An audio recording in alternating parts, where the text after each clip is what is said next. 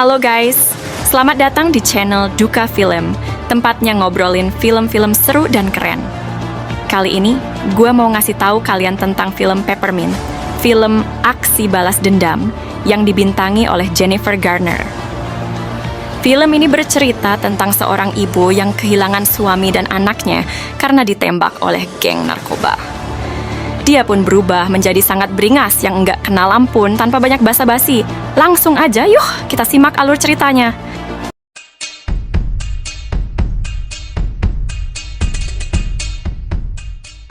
Di awal cerita kita diperlihatkan seorang wanita yang berjalan menuju mobil, tempat tinggalnya dengan kaki yang penuh luka. Karena sabetan pisau saat dia berkelahi, kita panggil Riley. Saat ini Riley bertempat tinggal di sebuah mobil. Terlihat lukanya yang cukup ekstrem. Saat dia sedang mengobati lukanya, ia mengingat kisahnya 5 tahun yang lalu. Pada saat itu terlihat perselisihan antar ibu-ibu yang membawa anaknya di sebuah halaman parkir karena Riley lagi terburu-buru dan tidak ingin menanggapi ibu-ibu yang berbaju putih tersebut karena dia akan mempersiapkan perayaan ulang tahun anaknya yang bernama Charlie.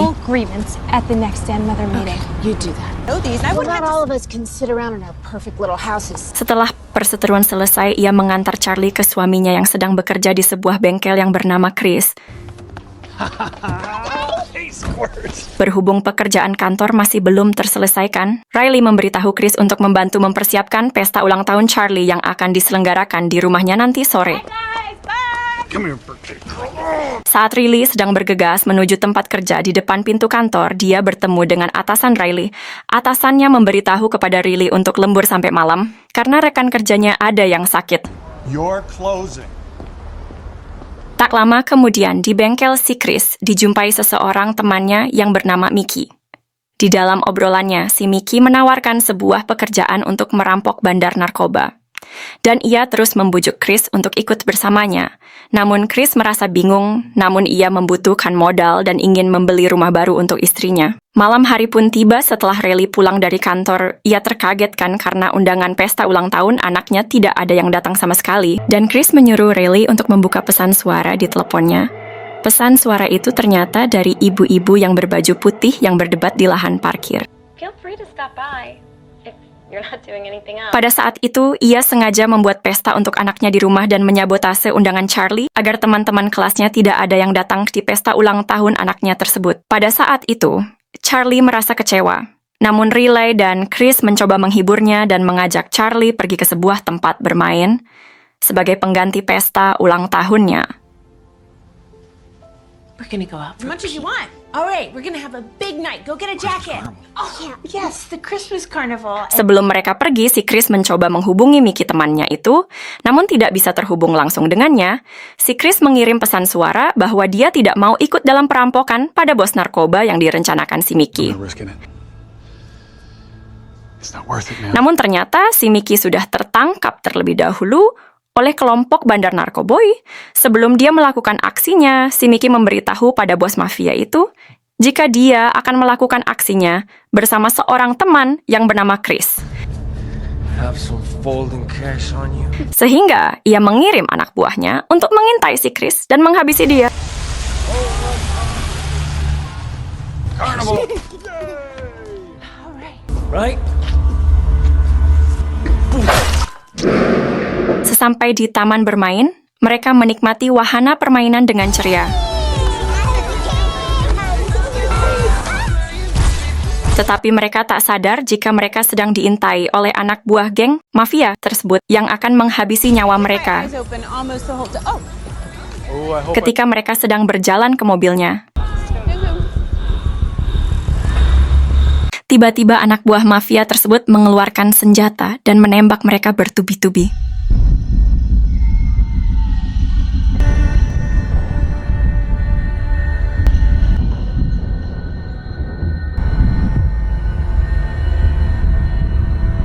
Sampai menewaskan Charlie dan Chris. Sedangkan Riley masih hidup dan mendapatkan luka di kepala akibat peluru yang menyasar di kepalanya. Karena kejadian itu, polisi dan bantuan medis langsung ke olah TKP. Riley langsung dibawa ke rumah sakit untuk penanganan yang lebih lanjut. Selain itu, terlihat 2 orang detektif sedang menangani kasus tersebut. Salah satu detektif itu mengunjungi Riley yang sedang terbaring koma di rumah sakit, dan tak lama kemudian Riley tersadar dari komanya.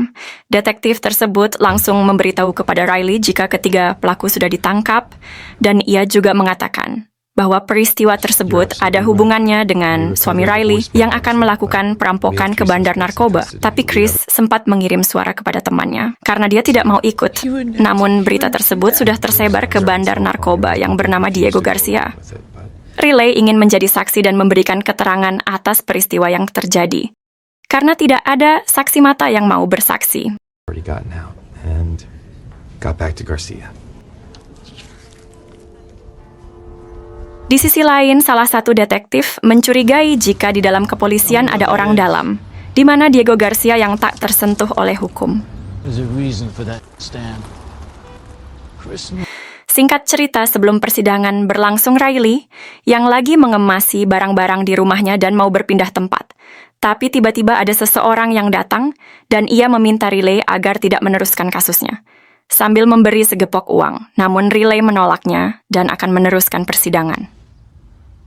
Namun si pria itu melihat obat Riley, antipsikotik antidepresi, lalu si Riley mengusir si pria tersebut. Has to begin somewhere. Get out of my house. Get out of my house! Dan tiba waktunya di mana mereka bertemu kembali di sebuah persidangan, ternyata orang yang mendatangi Riley itu adalah pengacara dari ketiga terdakwa. Dalam persidangan, pengacara itu memfitnah Riley jika dia masih dalam proses penyembuhan, serta di bawah pengaruh obat antidepresi dan antipsikotik. Kemudian Riley menyangkal pernyataan itu bahwa pengacara itu tidak benar, karena tidak ada bukti yang kuat. Si hakim memutuskan ketiga terdakwa dibebaskan dan dinyatakan tidak bersalah. And sober for trial. Riley merasa tidak terima dengan hasil keputusan hakim. Keputusan hakim tersebut merasa tidak adil. Dia langsung emosi dan akan menghajar ketiga terdakwa, namun aksi itu dihentikan oleh beberapa polisi dengan menyetrumnya sampai dia pingsan. Setelah itu, dia akan dibawa ke rumah sakit jiwa. Tapi sebelum berangkat, Riley memukul petugas tersebut dan berhasil melarikan diri.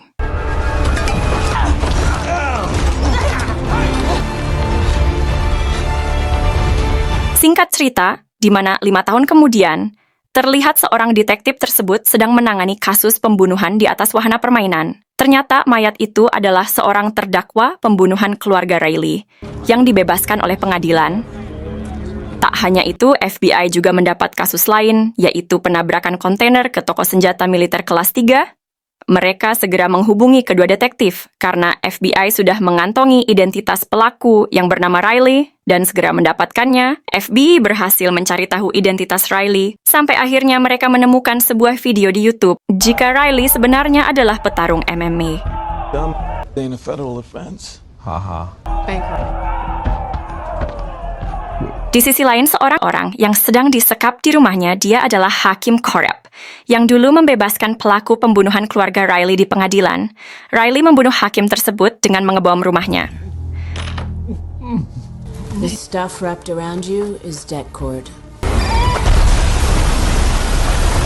Satu persatu, Riley mulai menghabisi orang yang bersangkutan dengan pembunuhan keluarganya di 5 tahun yang lalu.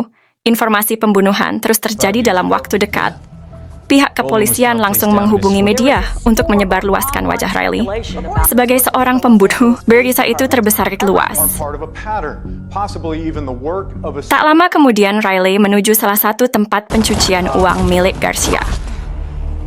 Dengan aksi beringasnya, Riley mulai menunjukkan saat dia akan memasuki tempat tersebut, ia menghabisi para gangster yang berjaga dan membakar semua uang milik Garcia. Sedangkan angkutannya diancam untuk memberikan informasi semua tentang operasi Garcia. I have questions for you. Setelah itu, akuntan tersebut melaporkan pada Garcia. Si Garcia pun segera mengerahkan semua anak buahnya untuk mencari dan menghabisi Riley dengan pedenya. Dia akan mudah menangkap Riley. Tak hanya Garcia, agen FBI juga terus melacak keberadaan Riley untuk menghentikan aksinya, namun hasilnya tidak bisa ditemukan. Kasus Riley terus menjadi trending di sosmed, dan warga sosmed tidak menghujatnya, melainkan memberi dukungannya kepada Riley agar terus memberantas mafia. Setelah Riley mendapatkan informasi mengenai Garcia, dia langsung bergegas menuju gudangnya Garcia. Sesampainya di dalam gudang tersebut sudah kosong. Ternyata tempat itu sudah diberi perangkap.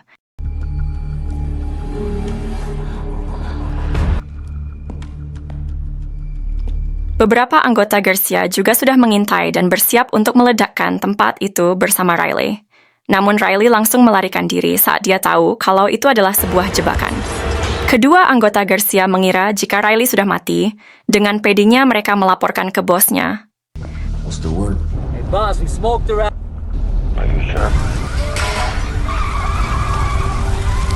Tanpa mereka sadari, Riley mengejar dan menghadang mereka saat menuju ke rumah Garcia. Dan dia langsung menghabisinya. Sesampainya di rumah Garcia, dia langsung menghabisi satu persatu penjaganya. Di saat ia menemukan Garcia dan akan membunuhnya, datanglah seorang anak kecil. Riley terkejut, ternyata anak itu adalah anak dari ibu-ibu berbaju putih yang berdebat di awal film tadi, di lahan parkir, kios yang saat mau merayakan ulang tahun anak Riley di 5 tahun yang lalu. Emak-emak itu juga istri dari Garcia, kita panggil aja Jessica. Ketika melihat Riley, si Garcia mengambil pisau serta menusuk ke arah Riley. Dan Garcia langsung pergi membawa anaknya. Setelah itu, polisi berdatangan ke tempat Garcia.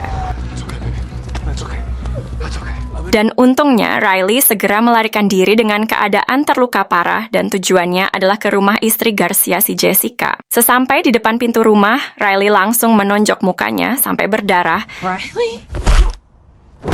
Dan mengikatnya di sebuah kursi di rumahnya itu. Lalu Riley mengobati lukanya untuk menghentikan pendarahan karena tusukan pisau. Dan mereka pun mulai mengobrol ringan mengenai keluarga Garcia. Dan ternyata Jessica juga bercerai dengan Garcia. Kemudian Riley mengancam Jessica dengan menodongkan sebuah pistol sampai Jessica ngompol di celananya. Riley pergi mengambil kunci mobil Jessica dan segera lekas pergi dari sana. Agen FBI yang terus mencari Riley. Sampai akhirnya dia menemukan tempat dia tinggal Riley. Agen FBI ini bertanya kepada salah satu warga tentang keberadaan Riley dan memberitahu bahwa tempat itu berbahaya. Namun mereka tidak menganggapnya, justru mereka merasa aman dengan keberadaan Riley. Isn't it dangerous at night for the kids? Sampai warganya melukiskan Riley di dinding sebagai malaikat pelindungnya. Si agen ini sempat terkejut dan semakin penasaran. Tak lama kemudian, ia memanggil detektif Stan untuk menyusulnya. Dia memberitahu jika dia menemukan sebuah mobil milik Riley yang di dalamnya terdapat banyak senjata. Look what I found. Damn. Setelah mengetahui semuanya tentang Riley agen, ini beranggapan bahwa Riley sudah lama mengintai operasi Garcia, serta mengetahui salah satu anggota kepolisian ada di pihak anggota dari mereka di akhir-akhir ini. Si agen FBI juga akan melaporkan ke lembaga-lembaga lain untuk membantu penangkapannya sebelum agen pergi. Secara tiba-tiba detektif Stan menembaknya. I'm sorry. Karena dia akan membahayakan karirnya. Dan ternyata detektif Stan ini adalah komplotan dari Garcia. Dan si detektif Stan tersebut segera menghubungi Garcia bahwa dia sudah menemukan alamat Riley. Gather your crew. Tell the f***ers it's time to render. I know where to find her. Kemudian Garcia datang bersama anak buahnya dan langsung menyisir tempat tersebut.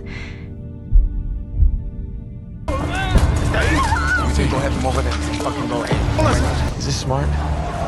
We're announcing ourselves. I don't Dan know. salah satu anak buah Garcia menemukan jejak Riley di sebuah bangunan tua. Dia langsung menghubungi rekan-rekannya dan Riley tak butuh waktu lama untuk menghabisi mereka. Kemudian Riley mengambil alat berkomunikasi mereka dan berkomunikasi dengan Garcia. Riley meminta agar komplotannya pergi dari tempat tersebut dan meninggalkan Garcia sendiri. Namun mereka menghiraukannya. Dan tiba-tiba di tong sampah ada HP yang berbunyi Riley. Segera mengeceknya, dan ternyata itu adalah HP agen PBI yang dibunuh oleh detektif Stan yang mayatnya dibuang ke dalam tong sampah. Dia memanfaatkan HP tersebut untuk menyiarkan secara langsung ke saluran televisi tentang keadaan dan kondisi, di mana dia berada, serta memberitahu tentang polisi korup dan seorang Garcia gembong narkoba. yang membunuh keluarganya, ia juga meminta agar awak media serta pihak kepolisian datang ke tempat tersebut. Kemudian, Garcia menyandera seorang anak untuk memancing Riley agar keluar dari tempat persembunyiannya. Dan dengan terpaksa, Riley keluar dari persembunyiannya. Right. Here I am. Setelah itu mereka berduel.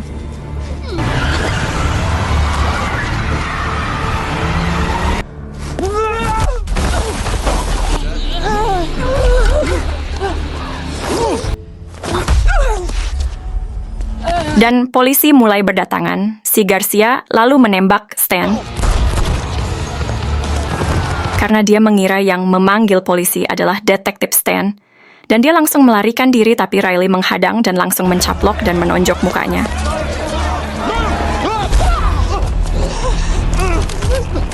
Saat Riley menodongkan pistol ke muka Garcia, mereka sudah dikepung oleh pihak kepolisian, tapi Riley menembak Garcia untuk membalaskan dendamnya. Namun Riley pun juga ditembaki oleh pihak polisi yang mengepungnya. Detektif Moses menyuruh menghentikan aksi penembakan timnya kepada Riley. Dia langsung memeriksa Riley, namun setelah diperiksa, Riley sudah menghilang. Si detektif sudah menduga kemana dia akan pergi. Who knows? Don't bother, I know where she's going. Ternyata dia langsung menuju ke makam keluarganya. Dan Riley sudah ada di sana. Story ends.